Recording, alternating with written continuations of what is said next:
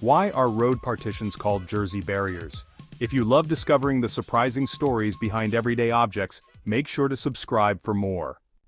Most people take the partitions that divide the traffic on highways for granted. But these seemingly simple barriers are actually deceptively sophisticated. Their designs have been well tested and tweaked to ensure driver safety on both sides of the road in the event of a crash. The most common name for these ubiquitous concrete slabs is Jersey barriers. But why?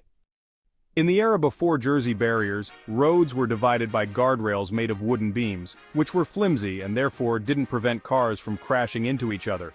As more and more vehicles took to the roads, it became clear that a better solution was necessary. Concrete road barriers were first used in California in 1946, where they replaced the wood beam guardrails on the treacherous Grapevine section of the state's Ridge Route Highway, the home of the original Dead Man's Curve, where the roads had a 6% downgrade that led to many head-on collisions. The parabolic barrier on the median of the road proved to be successful in reducing accidents. 3 years later, the state of New Jersey adopted comparable concrete structures and installed preventative parabolic median barriers on the Jugtown Mountain section of U.S. Route 22 in Hunterdon County, which had a similarly hazardous downgrade to the Ridge Route Highway. These original barriers measured 19 inches high and 30 inches wide, with 2 inches buried in the road to provide stability. Each was anchored to the roadbed by steel dowels and consisted of a 2-inch thick outer layer of white concrete to make it more visible at night. How Jersey barriers got their name. Now, although the initial barriers were somewhat successful in reducing the impact of collisions, the state highway engineers in New Jersey kept working on the design. They created progressively larger prototypes based on the number of observed accidents, rather than performing controlled crash testing.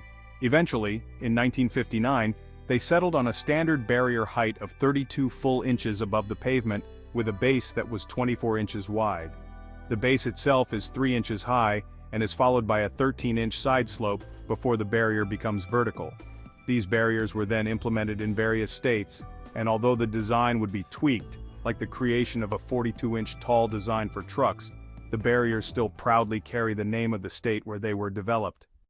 Jersey barriers versus F-shaped barriers. So, Jersey barriers are designed to redirect a crash, using the car's momentum to absorb the impact and help the vehicle slide up parallel along the side of the barrier to prevent a rollover. However, in high-speed crashes with smaller cars along Jersey barriers, there's a higher chance that the car might roll over. To address this, an alternate barrier was created.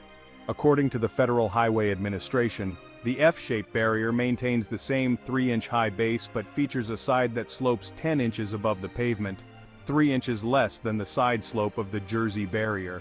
This design is able to better absorb proportional impacts from smaller chassis to prevent a rollover.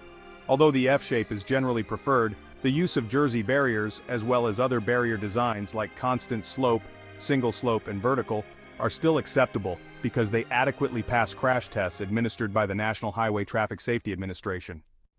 These types of barriers have found uses beyond roads too. Whether it's on construction sites, near important buildings as flood walls, or in spots where erosion needs to be controlled, Jersey barriers are quite versatile. There are even light, portable plastic versions available for various needs.